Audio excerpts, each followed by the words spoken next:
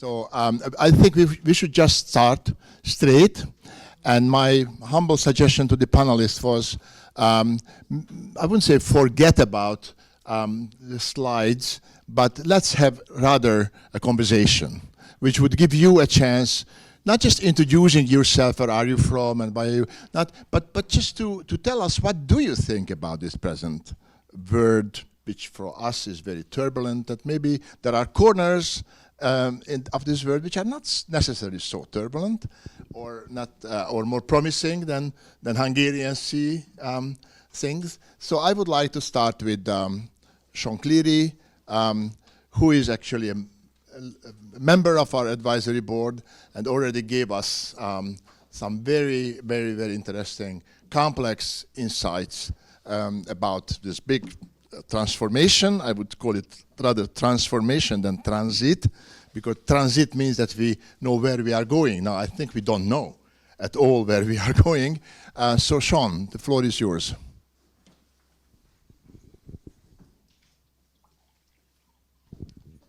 Sean?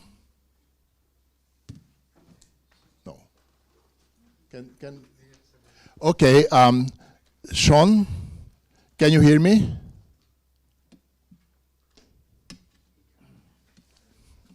I can, Ferenc, I can. Can you hear me? Yes. I apologize for the delay. Okay, Not and at all. please give your introductory presentation. That's very kind. I'm going to try and share slides, if I may, if that's going to work. Let's just see. Are we there? Is that working?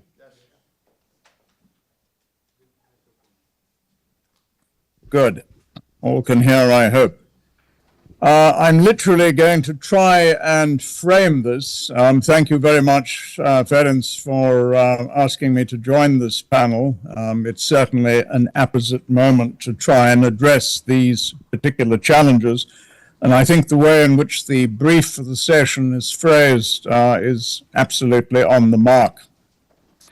So let's ask a few very basic questions. I'm going to try and ask, firstly, what do we need if we want global peace and security, specifically for justice and equality?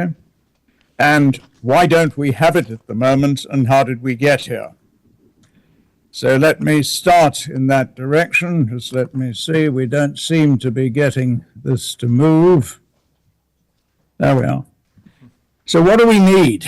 And I'm going to use someone that I've used on several occasions in the past for iASK sessions, Hedley Bull, who made the terribly simple observation in 1977 that a global society must consist of a group of states who are conscious of common interests and common values, and who conceive themselves to be bound by a common set of rules in their relations to one another. We can't have global governance. We certainly won't have global peace and security, and we certainly couldn't achieve justice and equity unless there is a collective understanding that states share certain common interests and common values and are bound by a common set of rules. That doesn't mean that national interests are irrelevant. It doesn't mean that everyone's value systems must be identical. It simply means, as it does in a family, in a small town, in any community, at any scale, that the actors have to be aware that their interests are best served by accepting that they're bound by rules in respect of their conduct vis-a-vis one another. Now, twice in the past century, we've been at critical points very similar to the present. One in the immediate aftermath of the First World War, and I'm not going to go through the whole of W.B. Yeats's Second Coming for this purpose, just the last two lines of the first stanza. The best lack all conviction, while the worst are full of passionate intensity. And I think if there's a single construct that sums up the present moment, it's precisely that. We're flooded with invocations inspired by the worst instincts and most of those who would actually seek to achieve the purposes to which this session is directed are silenced or uncertain as to how to react. On the other side of the coin, Yeats was a privileged Anglo-Irishman in 1919. Antonio Gramsci was a neo-Marxist imprisoned by Mussolini, but he made the observation 10 years later, in 1930, that the crisis arises from the fact that the old, he meant regime, order, system, the old is dying and the new cannot be born. In this interregnum, many morbid symptoms appear. And again, I think it's a splendid comment on the present. But what matters and what links these two ideas together is an observation that Gramsci had made a year earlier. He'd said, I am a pessimist by dint of reason, but an optimist by force of will. And if we wish to empower the best and diminish the power of the worst, you have to, in fact, exercise will in order to achieve the purposes that you've well defined for this particular session. So let's have a quick look at where we are. We're certainly at the most significant historical inflection point since the fall of the Berlin Wall in 1989 and the dissolution of the USSR in 1991, in part because the USA is certainly no longer l'hyperpuissance, as Hubert Védrine described it in 1992. The plates of the global system are shifting tectonically right across from Asia Pacific through the Middle East, Eastern Europe and the Caucasus to West Africa and the Sahel. Multilateral institutions are under enormous levels of stress, and at least two, the UN Security Council and the World Trade Organization, are clearly failing in their missions. Military spending is soaring. By 2023, it was 6.8% up from 2022, and spending per capita was the highest since 1990. The Cypri Yearbook in 24 spoke of global security continuing to deteriorate throughout 23, with major armed conflicts in Gaza, Myanmar, Sudan, and Ukraine. Military spending rose for the 9th successive year to its highest ever level. Ecological disruption continued, and 2023 was the hottest year for at least 174 years. The 6-decade-long nuclear arms control enterprise, Cypri said, is at risk of terminating. I'd note further that at the end of 2024, we had 56 wars waging around the globe, with more than 120 million people displaced in those wars. It's not as though anyone's benefiting from this. The Russians, who under the leadership of Vladimir Putin decided in violation of the UN Charter and jus cogens to go into Ukraine again in February of 2022, are now in a position where they're confronted by NATO member states in both the Baltic Sea region, where there are 8 NATO allies, and in the Arctic, where they face 7 NATO allies. That's scarcely a success. Are they likely to win this ghastly ground war on the ground in Ukraine if the present efforts to bring it to a close do not succeed? Yes, they're likely to, but that is at a cost of something like 100 million dead and injured, and essentially the destruction of their civilian economy, which has been almost entirely militarized in order to sustain present growth rates. Meanwhile, moving out of military conflict into collective action challenges, 6 of the 9 planetary boundaries that Johan Rockström and others have used as a reference point for our overall ecological circumstance have already been breached. And it's perfectly obvious that we cannot address these challenges unless we're able to muster effective collective action with common purpose. The difficulty, of course, in all of this is that we live in a complex, highly interconnected system. And some 5 years ago, we came up with, for the purpose of a variety of scenarios which are easily available on the web, we came up with 8 trends which we said would shape the decade. A shifting center of economic gravity from the Atlantic to the Pacific, now well known and well established, the weakening of US power projection, the disruption of the rules-based international order, which was being violated by almost everyone on a continuing basis, geopolitical tensions and contestation of regional security landscapes between the Eastern Mediterranean and Central Asia, in the Russian near abroad, and in the East China and South China Seas. The first biodigital technological revolution. It's much more than a fourth industrial revolution. It's a fundamental transformation of the entire technological landscape. Significant social disruption, weakening national governance, and as a consequence of a rapidly urbanizing and still growing human population, system-wide stresses on the Earth system. You can't solve this problem by doing one or two things. You have to get your head around the entirety and address it collectively. Now, how did we get into the mess? Danny Roderick made an observation about 15 years ago now for the first time, that the tensions that were inherent in what he called hyperglobalization at the time, a highly integrated, digitalized financial economy involving increasing integration of supply chains for manufacturing purposes, was coexisting with a culturally fractured, economically divided, and normatively uncertain so-called global society. And the polity that we had available to us for the purpose of squaring the circle between the economy and the society was completely unfit for purpose. He argued that as democratic accountability existed only at the national level, hyperglobalization weakened governments and did not resolve any fundamental challenges in respect of the interface between society and the economy. So these structural and systemic tensions have been present for a significant period of time, at least 15 years now. Technological integration, global financial institutions, and supply chains have enabled an integrated global economy. But fractured global societies have led increasingly to resurgent nationalism, sectarianism, and interstate conflict. The tension between those two cannot be squared by the instruments that we have in the United Nations, the International Monetary Fund, World Bank, the World Trade Organization, the International Court of Justice, the International Criminal Court, and the other institutions of global governance.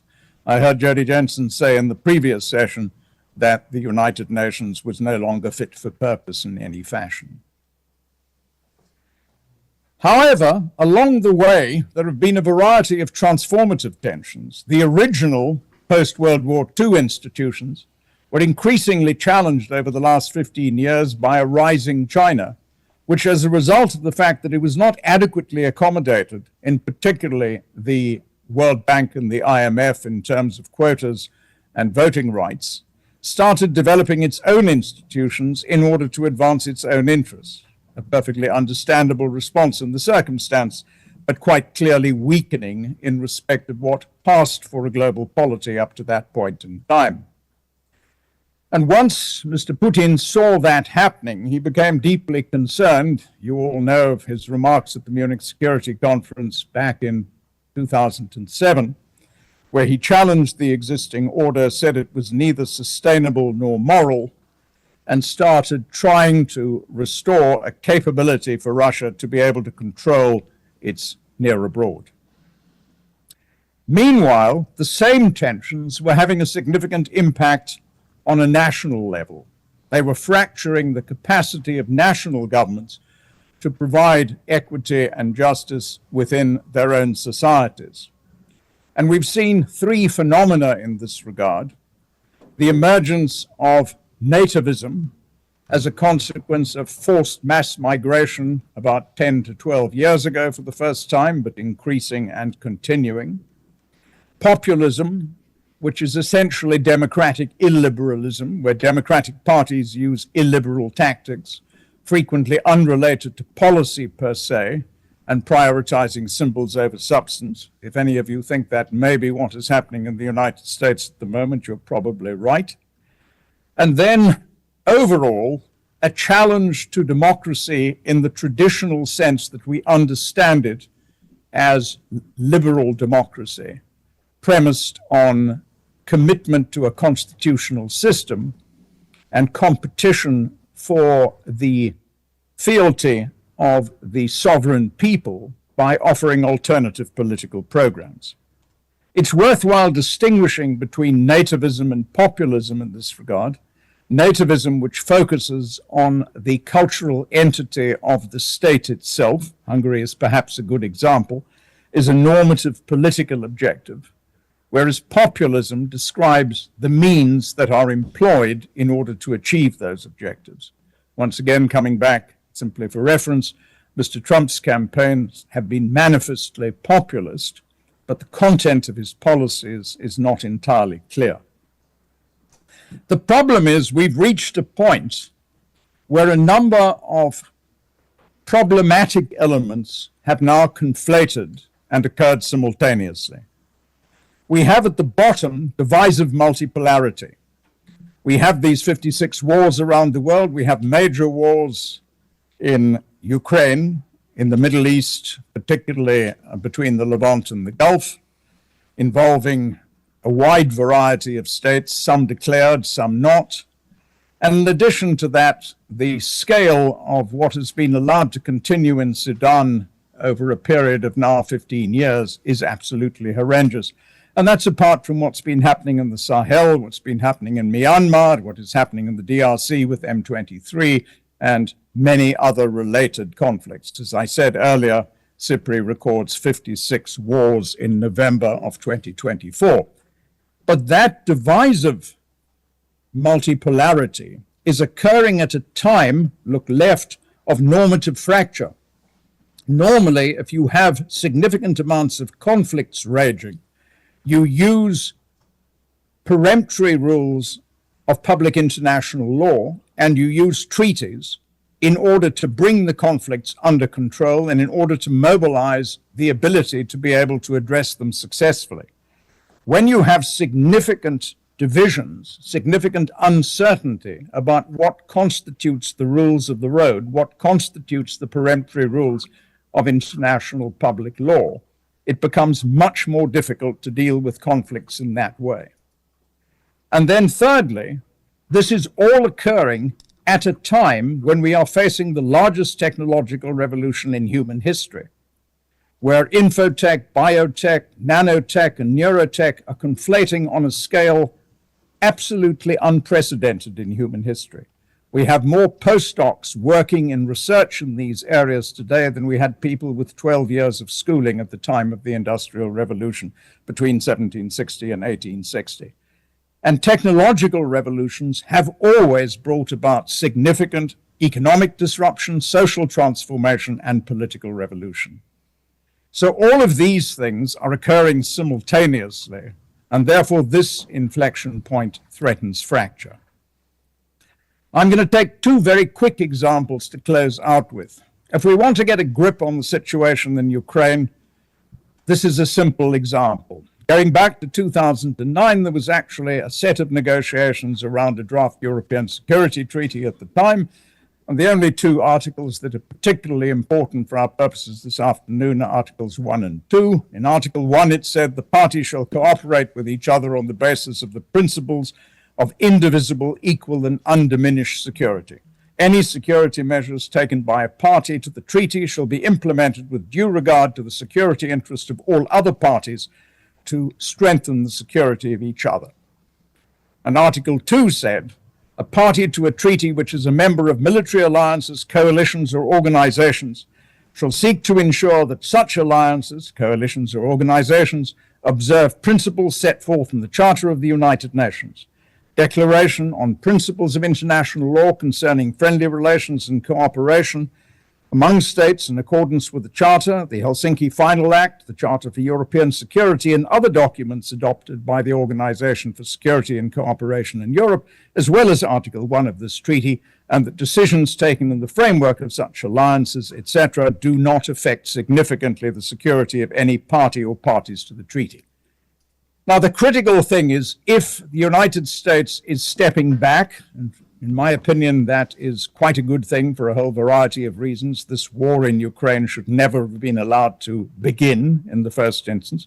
Deterrence failed, and the ability to control it back in 2021 failed dismally on all fronts, allowing Mr. Putin to violate the Charter, violate peremptory rules of international law, and engage in activities which have had horrendous consequences, particularly for Ukrainians, but also for Russians.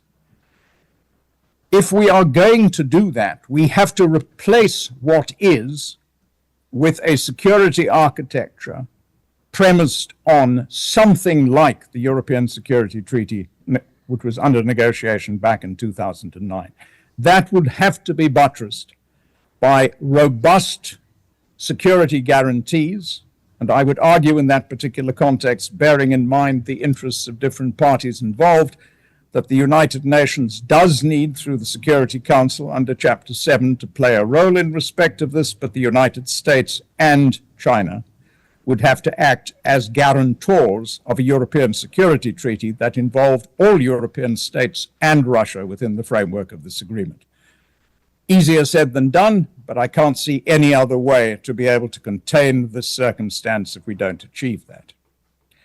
Now let's switch from the multinational, the transnational, to the circumstance on a national scale within countries themselves. Because equity and justice and peace has to be achieved within countries as well as between countries. And for that, we need to reflect on the purpose of government. There is only one purpose for government, and that is to advance the well-being of the sovereign citizens. If a government does not do that, then it serves no purpose whatever. So if we are to advance societal well-being, we have to strengthen the institutions needed for international cooperation to restore trust, contain conflict, and enable cooperation for the common good. Also need to craft an equitable, secure, and sustainable system in which 8 billion ever more urbanized humans can achieve personal security and equitable opportunity within sustainable ecological boundaries. Now that's an agenda worth pursuing, because the purpose of our economies and policies is to advance the welfare of our societies. And if all governments, the G20 is a good start for this exercise. It may not be a sufficient outcome, but if all governments would commit to that purpose and pursue the other objectives which I've summarized on this slide, then we'd be in a position perhaps to be able to achieve some part of the ambitions that you've defined for this session. Thank you very much. Well, thank you, Sean, so much for this very clear summary of the present uncertainties and perspectives. My question is, how long can you stay with us, Sean? I'll stay until you end the session if you stay on schedule. I'm not sure. I've had to adjust things in order to do it. But I am tight up. Okay, in case you are, thanks so much. You have to rush somewhere. I have an immediate question, but if not, I would like to move further. Please. Okay. No, please so, move further. Here next to me is distinguished panel, and we have here Stephanie Fenkart from Vienna. She's the director of the International Institute of Peace in Austria. Professor Miklós Király from ELTE Law School. Nenad Markovikj from Skopje, the Cyril and Methodius University. And Kıvanç Ulusoy, he was already introduced, from Professor Ulusoy, Istanbul University, Turkey. And Martin Tomažič Luka, Alma Mater Europe, Slovenia, Maribor. And last but not least, Jekatyerina Katya Dunajeva from Corvinus University. Now, I have maybe not too polite, but please forgive me because of this very, very interesting setup we have here. Wonderful people coming from all over the world, to suggest to start with a brief intervention. If you feel that, I know you all prepared, except of Stephanie. Yeah, but she's smart enough. With a PowerPoint presentation. You are all very, you are too prepared, you knew that you don't need it. PPP. Then just skip the PPP and maybe just introduce what you want to say. If you need the slides, you show it to us. Otherwise, I told you you are invited back here to give a proper academic lecture every Tuesday and Wednesday. iASK is organizing a lecture series. So, but first, are there any questions to the presentation of Sean Cleary from your side? Because what I understood from the comment of our colleague from Sri Lanka, that our gloomy worldview in Hungary and other parts of Europe and maybe South Africa is not necessarily shared by everyone.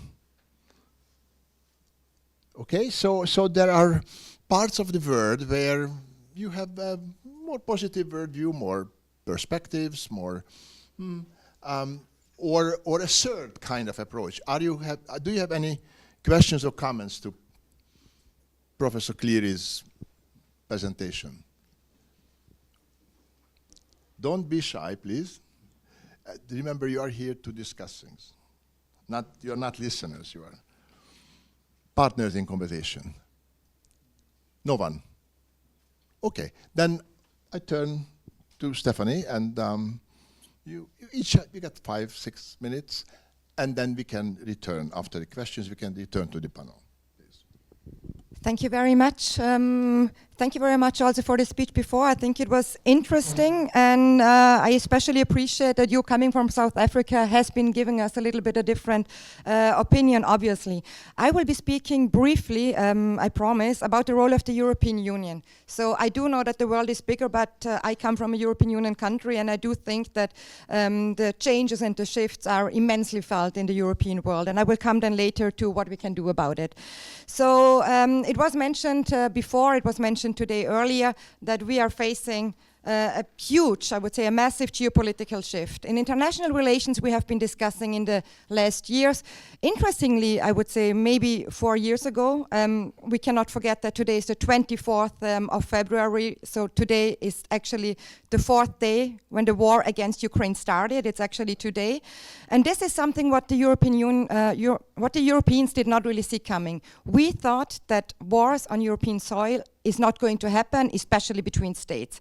I do not want to forget about the Western Balkans and the Yugoslav wars, which have been cruel as well, but between states, this is something which literally shattered our understanding of international relations generally. So now we do understand that we are in this very fragmented world where we see that in international relations, power is back, geopolitics is back. And with power, I do mean literally hard power, which is military power. It is not something that I like to say, but I do think that this is how international relations are shaped these days, and it has huge impact on the European Union. So what we have been seeing since the Munich speech of Putin was mentioned in 2007, just 2 weeks ago in Munich, there was another speech of J.D. Vance, the Vice President of the United States, who literally was very, very bluntly and telling us that it's over with this very close transatlantic cooperation. You Europeans have been free riding too long on security, and I do even think he has a point there. I don't share any other things he said, more or less, but I do think he has a point there, and the United States is not going to step up for you. So what the European Union needs to understand, I think, is that if we still want to play a role, we need to do two things. First of all, we need to understand that we need to care for our own security. I do think this is something important. It includes, obviously, armament and also defense capabilities, but it doesn't mean that we need actually to, I don't know, in German we say that we need to uns bis an die Zähne zu bewaffnen, we don't need, for example, we don't need military stations all over the world. We don't literally need U-boat fleets, etc. But we need to be able to defend at least our border, especially with Russia, who has been very vocally, and Putin has been saying, I'm in an everlasting war against the West. And that includes us. If we want it or not, we can say we want to stay out of it, but it's not.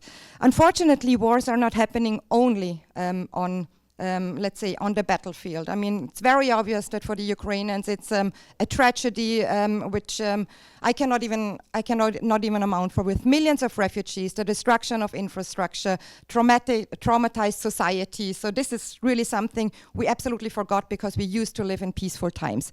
But on the other hand, war is also playing along in other fields. For example, in energy. I mean, we do see that energy is weaponized. We also do see this whole idea of disinformation, what has been coming up. We do see this energy cooperation, which has been very, very difficult. So the war is going on all different fields and is not only fought militarily. And I think it's important for the European Union to understand this. In all this, we also see, and it was already mentioned before, is also the rise of the so-called BRICS states, which is Brazil, Russia, India, China, South Africa, but also now Egypt, Ethiopia, Indonesia, Iran, and the Emirates.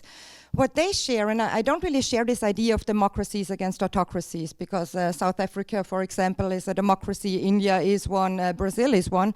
But what they see is that they share this common feeling that they have been treated unfairly by the so-called international world order, which was based on the unipolar moment after the, I would say, end of the Cold War. So for Europe, if we want to play a role, I do think next to this defense capabilities, we need to understand something which I think is very important, is that the European Union has been a peace project which has never been seen in history. It is literally for us unimaginable that we have a war between the states. I'm not saying outside, but between the European states. So it is a peace project which is based on values, and we tend to forget about these values very, very often. It used to be an economic cooperation, but it became a political one, and it ended up in really a catalogue which is called Article 2, by the way, of the Treaty of the European Union, where it says that we actually adhere to international law, human rights, democracy, rule of law, etc. So now, I mentioned Ukraine, but there is something else going on in the world. For Europe, it is very, very clear that the war against Ukraine is the most important from our perspective, security-wise.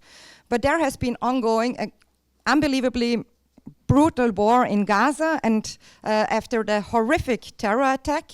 And we see that the European Union was not as unified as we were against Ukraine. And the world is seeing this. And obviously they are calling out and saying, oh, double standards again. So this feeling that the European Union and the so-called West does not really need to adhere to international law, international humanitarian law and human rights, I think we cannot afford this any longer. So I do think, maybe just already to conclude, what we can do and what we need to do is that we have to be realistic, seeing the world as it is, not as we wish it to be, but we also need to be credible. When we say that we are caring for international law, that we're caring for international human rights, it becomes very, very difficult to believe us right now. It's not only the so-called, I would say, South, I mean the term, we don't like it, who is saying we don't believe you any longer. It's also our closer neighbors, for example, when it comes to the enlargement process of the European Union. And I have a Macedonian friend over here, and I'm pretty sure he knows exactly what I mean. So that we need to stick up to our promises when we say that we are going to enlarge. If you fulfill these and these criteria, we then also need to step up and make actual progress. One more thing I would like to say is obviously that we need also to invest in diplomacy. It's very difficult to invest in diplomacy or to actually think that we can do something with diplomatic means once a war actually started. I mean, it becomes incredibly difficult. But you can work in diplomatic field and you can work for prevention in times of peace. And I think this is something very, very important, that we need to work for peace in peaceful times. We also need to develop, especially in the European Union, something which I would call leadership and geopolitical vision. If you look at what had happened in Munich recently, you literally feel that the European leaders are just startled. They don't really know how to deal with it right now. Although it was obvious, it was coming. Mr. Trump said explicitly what he's going to do. Putin said what he was going to do. We didn't believe Putin. He attacked Ukraine. We don't believe Trump. And now we are here, like literally quite naked when it comes to how are we going to deal with Russia. Russia is geographically close to us. It will be, this is geopolitics, it's geography and politics, and it will not go away. And we are not going to be an island, we will not. And one last sentence maybe. we cannot forget that there are so many international crises we are having. Migration has been mentioned.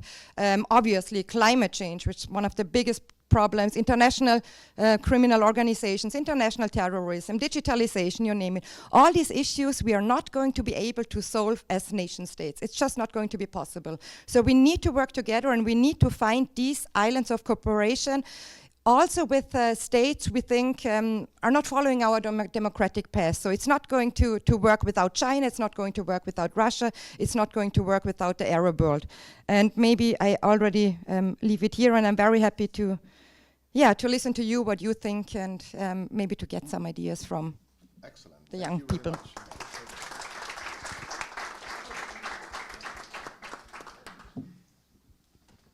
Okay, Professor Király.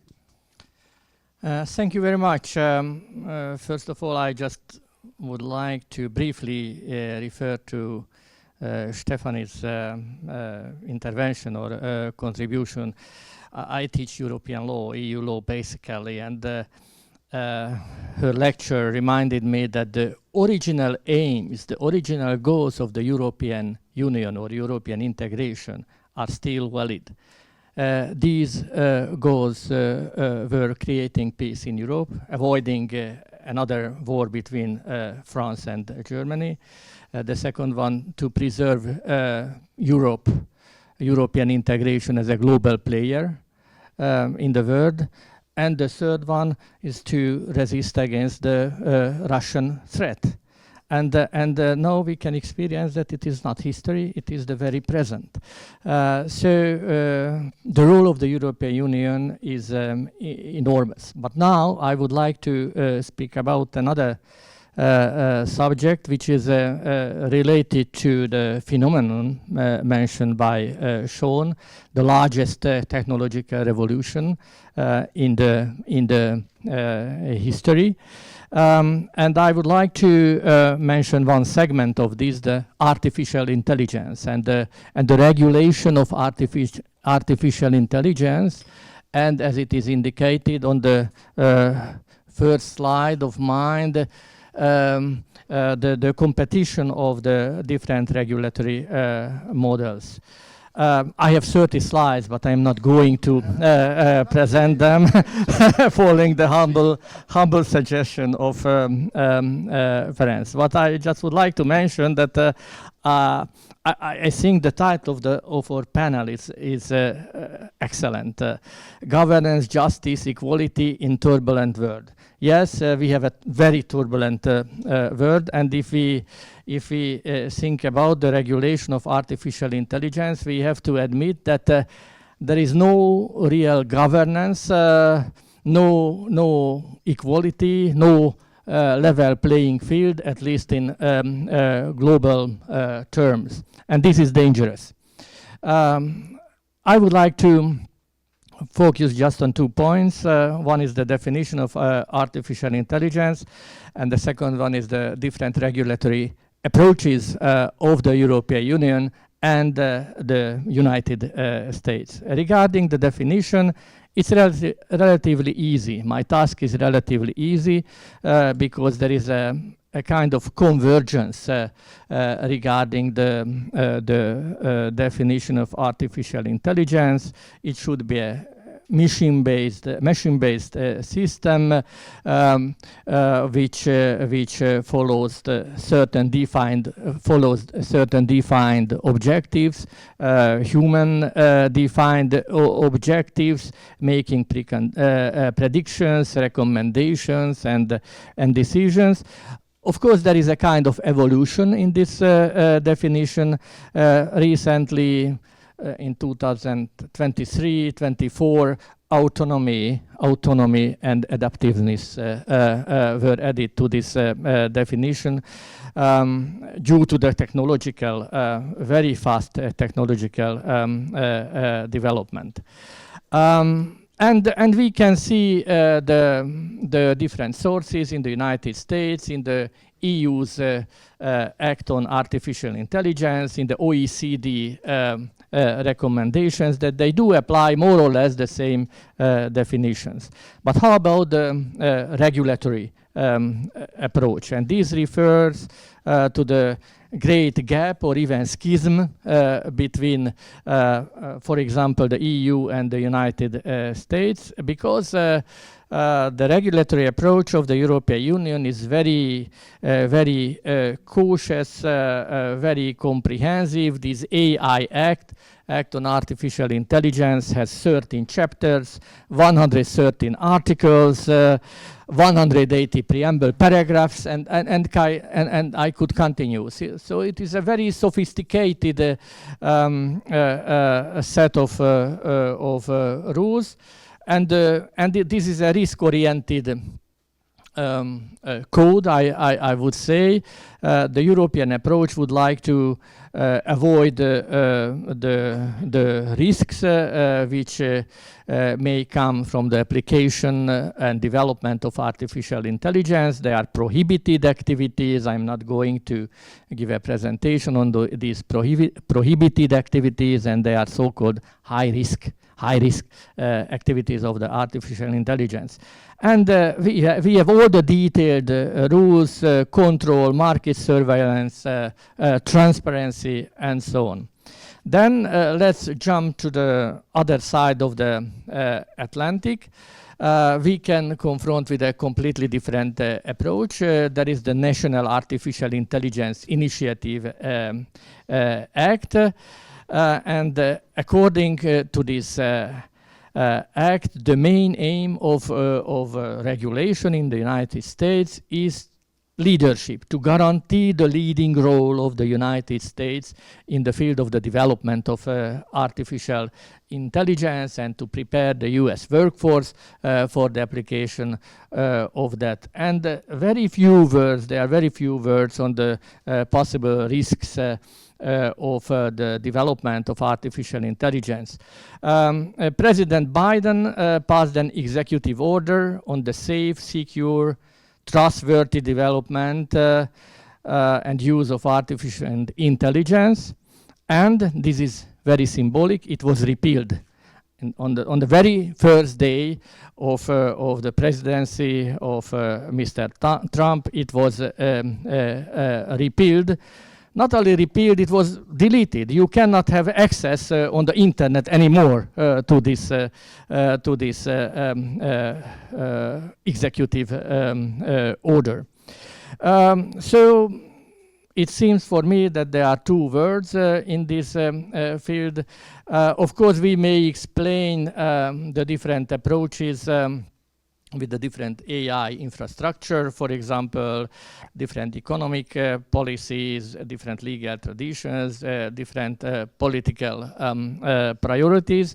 But all in all, this is a dangerous situation that the US develops and the EU regulates.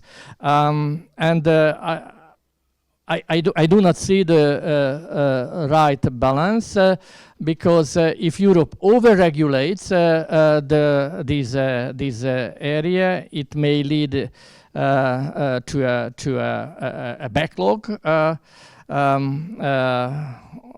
It may lead to a huge disadvantage in competition.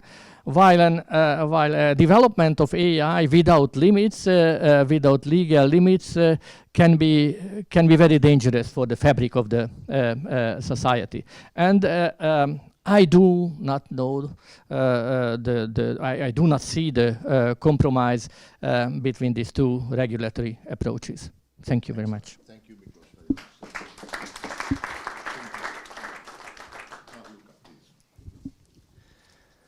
Thank you very much, Professor Miszlivetz, for the invitation. Dear colleagues, it is a great honor to be able to share my thoughts with you, to hear your thoughts after in the discussion. I will also not use slides. I will speak freely on the topic. And my topic is generally forging global peace and security, a practical wisdom approach.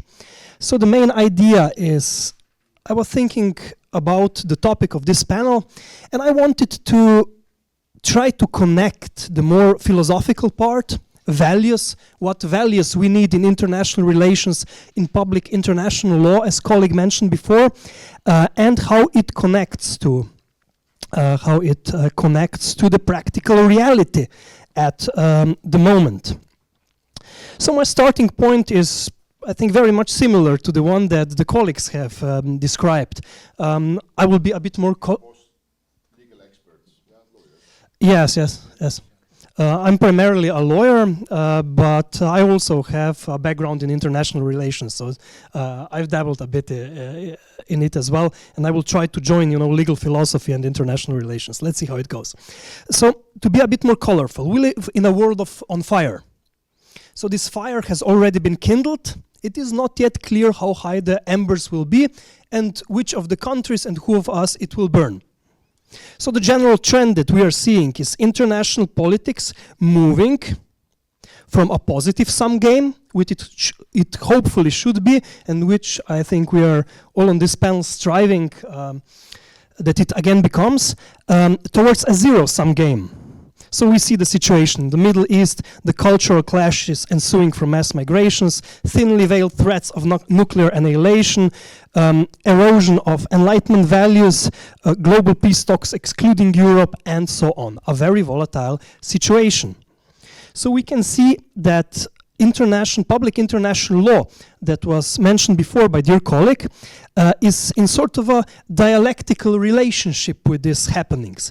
It is being eroded to a certain degree, but it is also at the same time proving ineffective to solve by itself this move towards a zero-sum mindset. And as we move towards a zero-sum mindset, my basic idea was that what is more and more applicable is the realist theories of international relations. So the states, if they cooperate less, if they see less of a common ground, if they are more in conflict with each other, and this is not necessarily a military conflict. We can also talk about tariffs, and everything connected with this, or cultural conflict. States start to balance against each other more. Okay, Waltz says they balance defensively, they're in asymmetry of information, they balance against each other defensively. Mearsheimer would say each of the great powers wants to be the dominant in the world, they balance offensively. But I really like, in this realist sense, what Zakaria says, and he's been on CNN a lot lately, I think. I was surprised after I wrote this presentation, actually. He says states sometimes balance offensively, sometimes defensively. So we need to be nuanced about it. The role of international law is sort of a role of a buffer.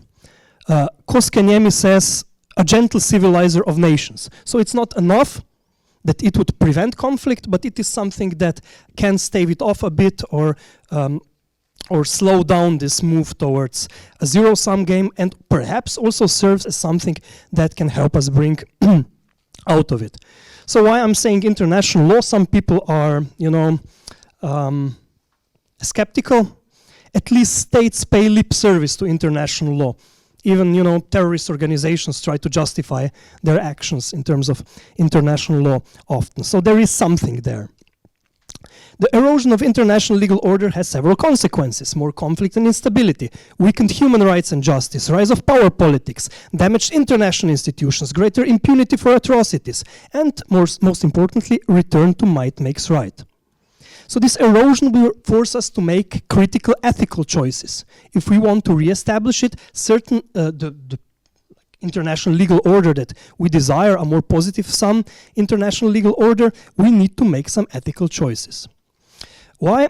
Because international relations, if we go to Aristotle, is not techne, it is not merely a craft, it is not science, episteme. It is more akin to practical wisdom. Aristotle said phronesis, argumentative activity with an ethical goal in mind. And because of the incommensurability of values, the at least practical incommensurability of values in human decisions, the values need to be chosen, but we all have to live with the consequences of these value choices, both at individual levels and at collective levels. So, these values. What is my proposal? Well, I actually don't have a well-developed theory. I merely wanted to explore which could be the values if we try to connect it to the Phoenician network, the Phoenician framework that deals with the common good and the 7 basic values. He says conduct should be geared towards the common good and basic values: life, knowledge, play, amicability, religion, aesthetic experience, and practical reasonableness. So, as a starting point for discussion perhaps, and to posit something relevant in terms of values, the values which will be needed to forge global peace and security are life, obviously, respect for life, play and amicability, amicability with our states with which we balance together against other states, but still play with the states that are our enemies. So at least diplomacy, you know, because at least there, at least as long as diplomatic channels are functioning, we still have a bit of a positive sum game. And perhaps some of the situations that we are in are due to many of these channels breaking down during the COVID period. Just a small remark. So to conclude, it is not merely on the states, but on individual responsibility of us as individuals, as voters in democratic societies, to vote leaders who will promote positive sum values, not zero-sum values, but at the same time not be utopian, understand realist considerations in international relations, and promoting peace and security through pursuit of basic values of life, let's say diplomacy, and practical reasonableness. So to quote Dorothy Thompson, peace is not the absence of conflict, but the presence of creative alternatives for responding to conflict, alternatives to violence. So perhaps a bit utopian, but still hopefully food for thought. Thank you very much.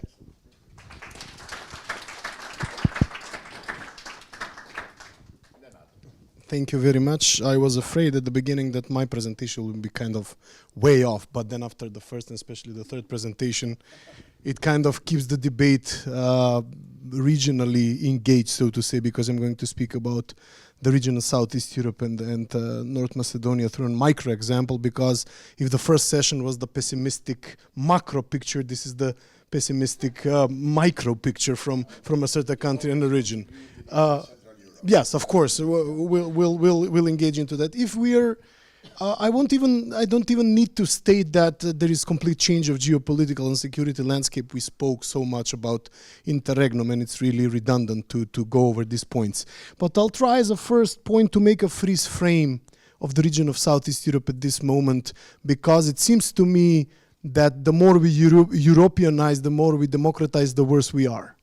So basically, if you try to diagnose the region at the moment, first we have unresolved and even radicalized bilateral dispute. Let me just mention Banjska, the Banjska episode in Kosovo, and verdict to be to Milorad Dodik, which is currently occurring in front of the justice system in Sarajevo, which might lead to uncertain and unknown consequences. And these are just two examples which are, of course, overflowing always into North Macedonia as part of this, as you said, zero-sum game, more or less on a regional level.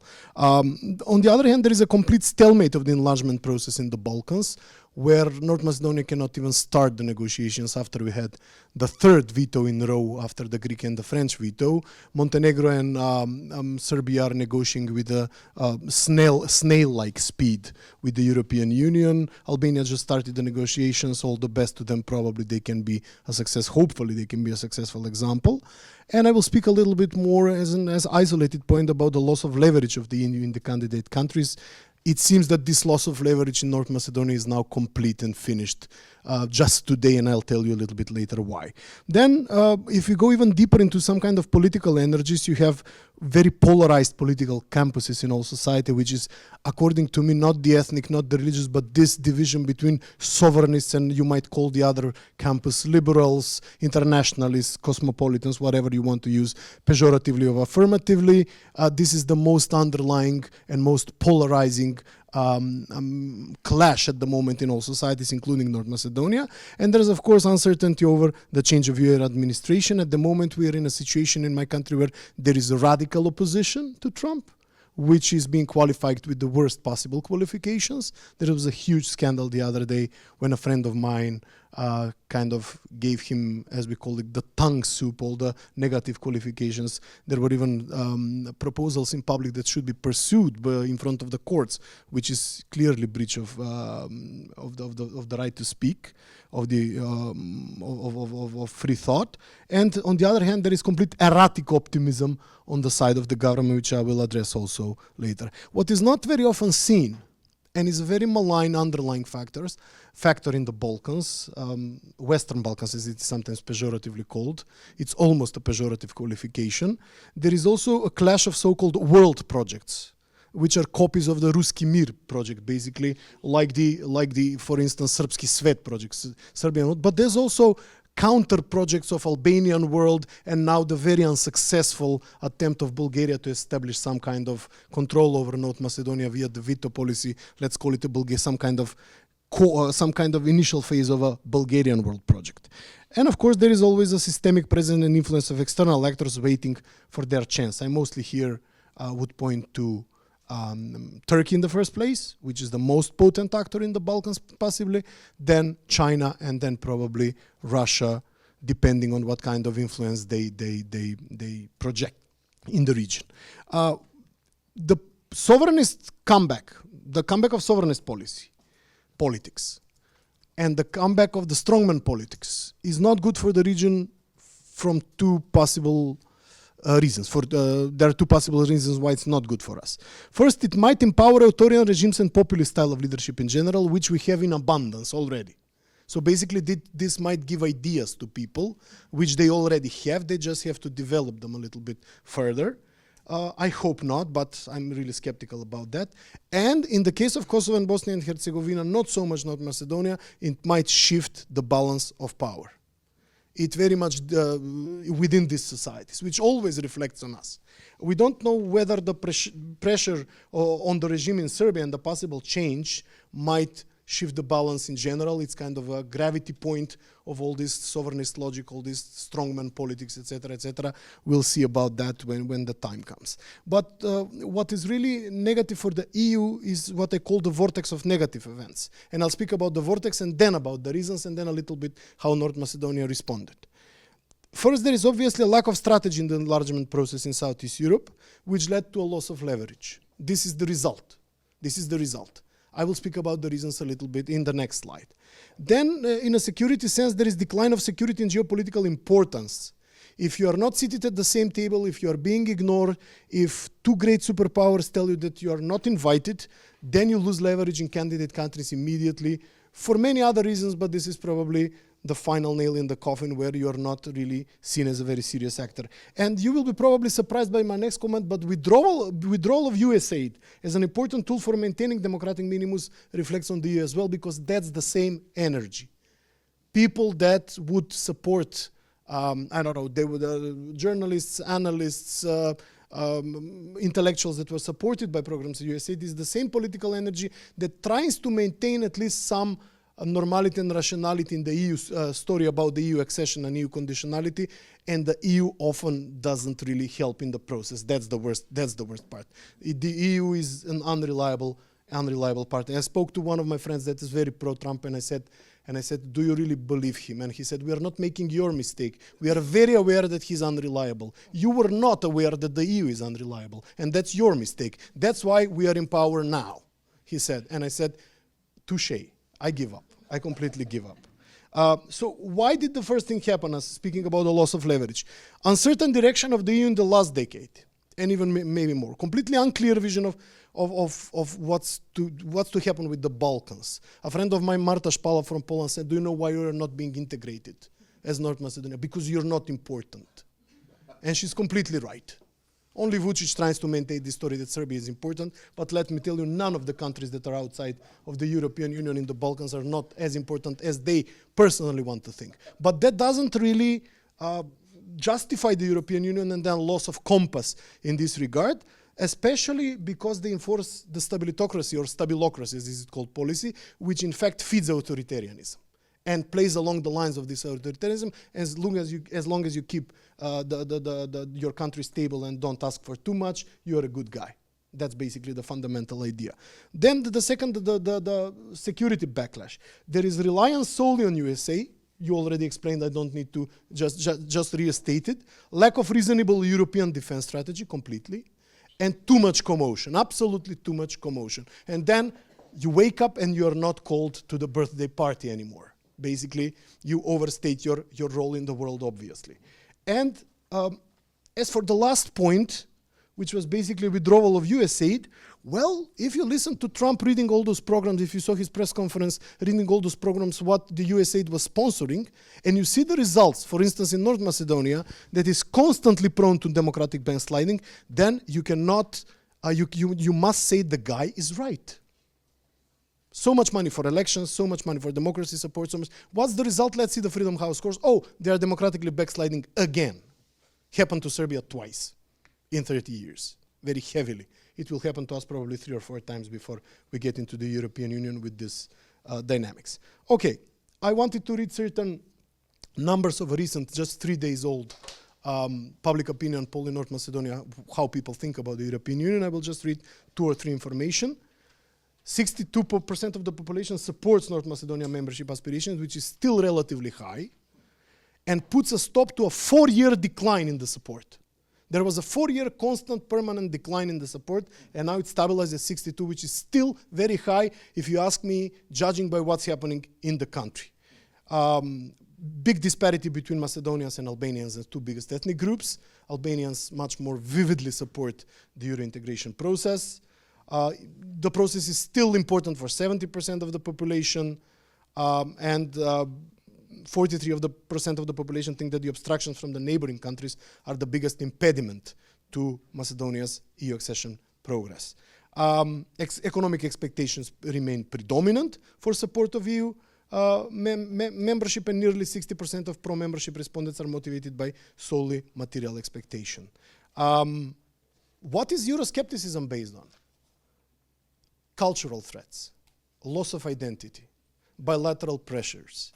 We're going to lose, I don't know, the alphabet, we're going to lose the country, we're going to Bulgarize, Greece is going to invade us, etc. A complete uncertainty, which then reflects on interethnic relations as well.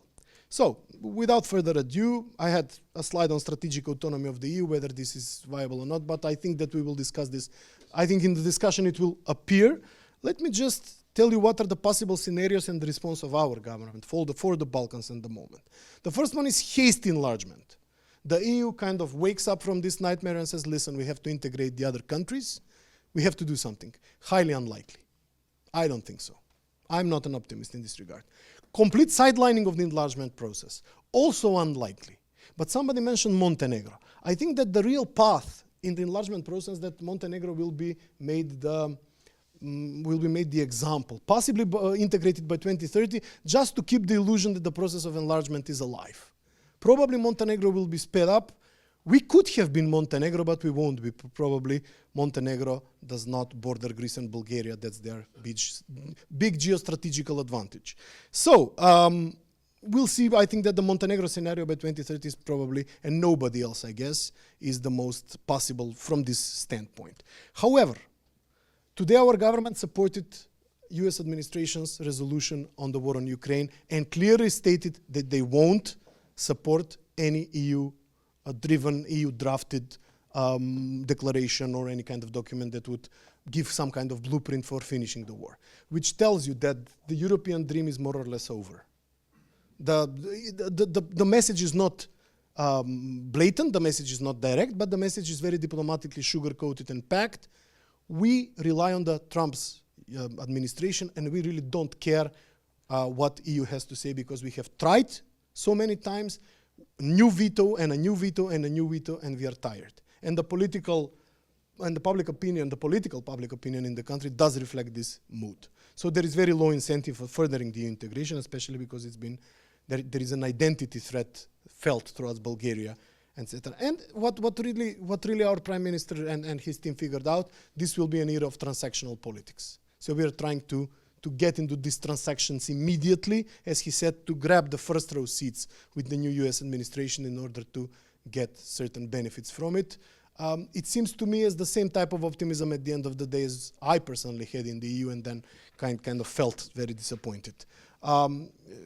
It will be accompanied by symbolical upsets. For instance, now we are changing the coat of arms of the country and possibly the anthem, which is completely uncalled for, which tells you who said flood the scene with you know what, right?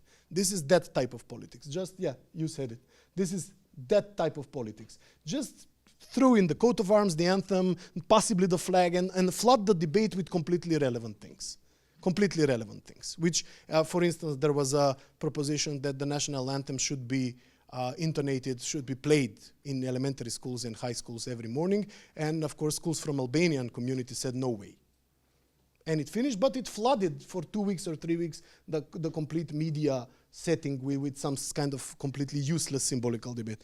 And finally, there is also a possibility of cyclical, what my friend Jelena Jankic calls and Soren Kil call cyclical state recapture, which probably will happen. Then this will be the result. I'm sorry for the moderate to extreme pessimism at moments, and I look forward to the debate because I think it's very well knit. Thank you. Very frank, I open in sober presentation. I have a lot of questions. Kıvanç. Istanbul reports. The technician, please. Can you? Yes. Okay. Actually,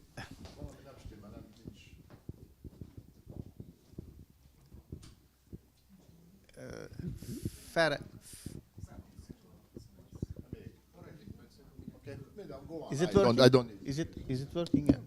Okay, thank you very much. Again, thank you very much for the invitation. And Ferenc has a good friend, my professor, Attila Eralp. Thanks to him, I was here in 2006 for the first time. And thanks to him, I was able to learn a little more. I think I can't do as excellent as he and Attila does, work under time pressure. When Ferenc said yesterday that we will have a more conversation kind of panel, I said, no, the danger is coming and the slides will be irrelevant, etc. So I do my best, and I think as a young PhD, when I came here, it was one of the best the moments of my life which shaped my intellectual career and also, you know, an academic career, I would say. You should remember that. So Köszeg is the middle of the word. Exactly. So I was going to present the implications of a new channel that was designed by the AKP government some time ago, and thanks to that, I was going to focus on the Montreux Convention, how it shapes actually the geopolitics of the region from the Black Sea and the Balkans. Can we move with the slides, please, or can I do? How can I move? Yeah, and I shortened the slides with few photographs, which might be relevant probably. So you see, taking Black Sea and the Eastern Mediterranean together is not a mistaken point of view. They are linked with straits, which are called Turkish straits, passing through Dardanelles and Istanbul, and you see when I wrote this paper, which was titled "The Montreux Convention: A Key for Understanding the Geopolitics of the Eastern Mediterranean and the Black Sea," and the reviewers said, you know, how come you link these two things together? And you know, it took 2 years to publish this paper. I'm telling this because because we are with friends, and they should not be disappointed by working under time pressure, and they should not be disappointed by rejections by of their papers, you know. So it took 2 years to publish this paper, and of course I'm not going to tell you the whole story of the revisions, etc. However, it was about this channel, which was 45 kilometers from Black Sea to Marmara Sea, and it was going to, and most of the territory around the channel was sold to the Arabs, mainly from Qatar and the Emirates. But the Erdogan's party lost the local elections. I think thanks to two major reasons. One was this channel, the projection of this channel, which would leave Istanbul without water, which would also create a big controversy within the country. Because Istanbul will be divided into two,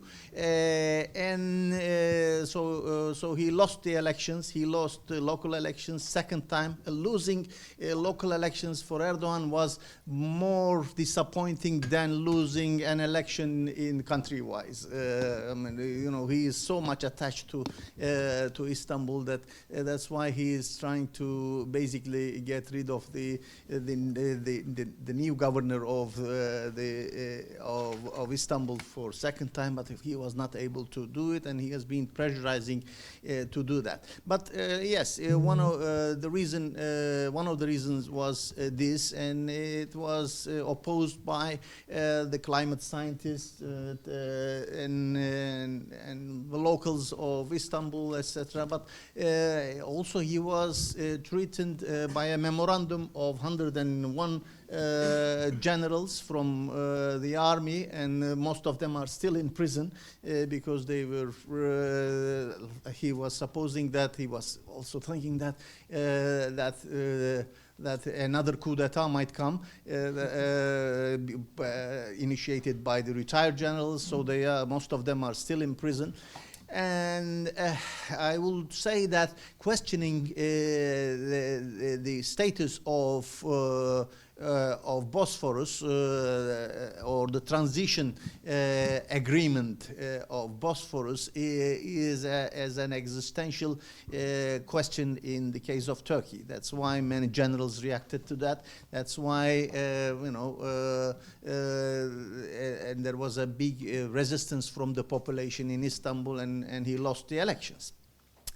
Why it was the case? When you look at the paper, I'm just trying to show that it was signed in 1936 when Turkey was strong because the Europeans were going to have war. A new war was coming, so they needed a secure hand for the straits, and they allowed the international commission that was governing the straits for some time after the First World War to dissolve itself, and Turkish sovereignty was complete thanks to this convention. That's why it's an existential thing for Turkey's national interest to keep this convention alive.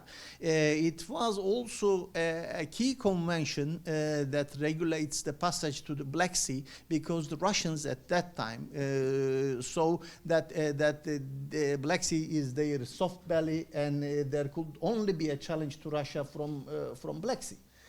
Because the Brits, actually the international coalition during the First World War, wanted to pass the Dardanelles to save the Russian emperor, but they were not able to do this thanks to the Turkish army blocking the straits, and the revolution come.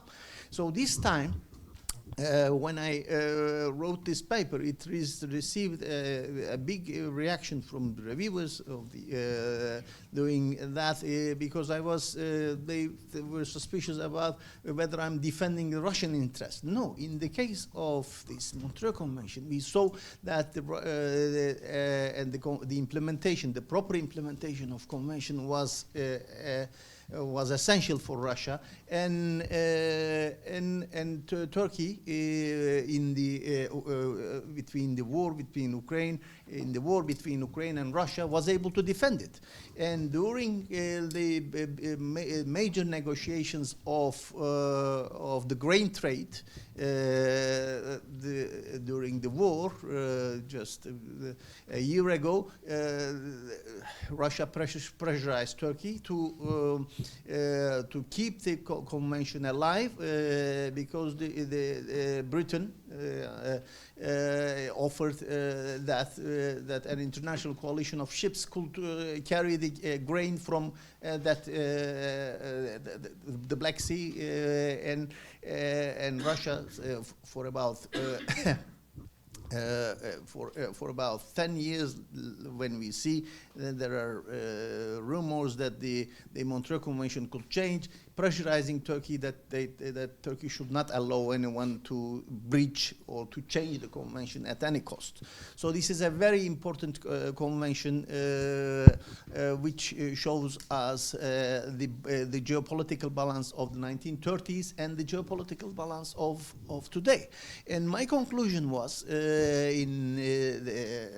was after studying the minutes of negotiations in the convention and the negotiations currently taking place actually during the grain trade issue arise, that Russia was speaking in the name of Bulgaria, Romania, and Georgia, which are now trying to say that they have their own voice and they could prefer a different. I would say different framework of negotiations, different ways of transit regimes regarding the Bosphorus. They have different, but this was not the case in the 1930s. Russia was so powerful at that time, but nowadays it's quite different. And the second result that I have seen during the studies of this paper is that there are clear implications of two important things that took place over the past, let's say, 2 decades. One is the European enlargement. The Eastern enlargement of the EU has been studied as a matter of technical expertise, Europeanization, public administration, reform, democratization, etc. No, it has clear geopolitical implications. We should not be blind to that geopolitical implications, and the messages to the local actors took very serious. The second major change was the American withdrawal from Iraq, and later from the Middle East in general, and Afghanistan lately we saw. So this was also giving a clear message to the local actors, from Turkey to the UK to Israel to Russia and all these local powers, to fill the vacuum that is left by the American withdrawal. And the one final conclusion, which with this I'm finishing, that these two major changes, the European enlargement and the American withdrawal from the region, triggers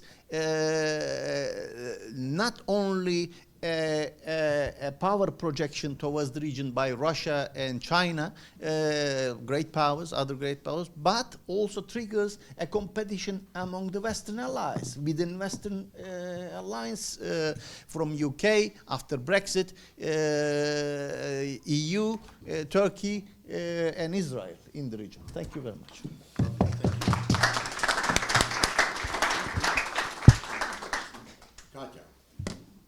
Okay. About the other side of the coin. Yes. And now that everybody is sufficiently pessimistic, let's see if I can cheer you up, or maybe just draw you into the conversation. And this is going to be the challenge for me. So, yes, I'll talk a little bit about where I'm from, because that will relate a bit to the debate. Let me. Can I operate this? No. Oh yes, I'm going to skip this. Okay, so just a very basic graph. Peace is in the middle because that's what we're discussing, security and peace. I'm not even going to touch the top of this very simple graph because we've talked about it, I think, sufficiently. We do understand, and again, it's not debatable that institutions are very important, but what I want to bring in are the normative standards and how normative standards can contribute, can facilitate peace, global peace, local peace, but global peace, of course, has to start with local peace and regional peace. And this is where I think all of us can take not only responsibility, because we've heard about that too, that we are responsible for some of what's going on today, but also feel empowered. And I think what I've been missing today, for good reasons, is the sense of empowerment. And this is what I want to convey to you today, is that you should feel empowered to participate today, to ask questions, to debate some of these issues that you're hearing, to share your experience from wherever you're coming from, because your experience is valuable, and we need to hear your experience because we don't have access to the lived experience that you're coming with from whatever countries you're from, whatever you're studying, and however you're interpreting some of the information that we're sharing here. But before we get to that point, why and how these normative standards are being disseminated from the perspective of the state is through the education. And all of you are participating in the system of education, the higher education. Of course, all of you have participated in the mandatory part of the education, which is public schooling. Now, this is where we're conditioned to think a certain way. What my research does is we look at patriotic education, as we call it. We do look at case studies, but I would argue to think about your own countries and see if those patterns of patriotic education are also visible there. We take case study of Russia, but we also looked at other countries. We see a very similar pattern emerging in Hungary as well. And through our research, what we're seeing very clearly is that the education system, or the institutions of the education system, are basically co-opted or mobilized by the state to teach a certain sense of patriotism, a certain sense of belonging to your country. And this, again, in the case study that we're looking at, is creating this paradox in which patriotic education is teaching to the youth that being patriotic means to be uncritical, to be loyal towards your state. And if you think about it, that creates a very dangerous situation in which those who are critical of their governments become unpatriotic. Now, this goes against the values of democracy, the critical thinking, all the values that I'm seeing here on the board too, and all the values that you're probably engaging with in your studies in higher education as well. So this discourse, this narrative permeates every part of the society. And again, looking through the documents of patriotic education, which has been an agenda, again, in the case of the Russian Federation since the early 2000s, this is formal and informal education. This is through political discourse. This can be found almost everywhere, but it all is suggesting the same kind of idea of what it is to be a patriot today. Now, this is the situation against which I would like to speak up. This is also the situation against which I believe you, as members of the civil society, can also act. And this is why I added civil society there. I teach civil society at all of the universities that were mentioned at the first slide. And what I did notice is every time I go into the first class, students expect us to learn about NGOs, as if civil society is something outside of them. Civil society is that formalized, institutionalized form of participating. And then I have to tell them that civil society is all of you too. Civil society is everyone who is participating, who is engaging. Then I talk to my colleagues at especially international meetings where I accuse my colleagues of not engaging with the youth. But then they tell me, well, we want to engage with the youth, but youth is silent. They don't want to engage. And again, I challenge you not to be silent, because when I ask my students too, what does it take for them to speak your mind, to participate in whatever way of democratic engagement that is comfortable to you, there's usually very little answer. In my latest class, they just said, well, why would we? So why would you is because you understand and you're seeing some of these very pessimistic tendencies that are happening in the world. And I think besides pessimism, what I'm sensing here, and I think I am affected by it myself, is this apathy.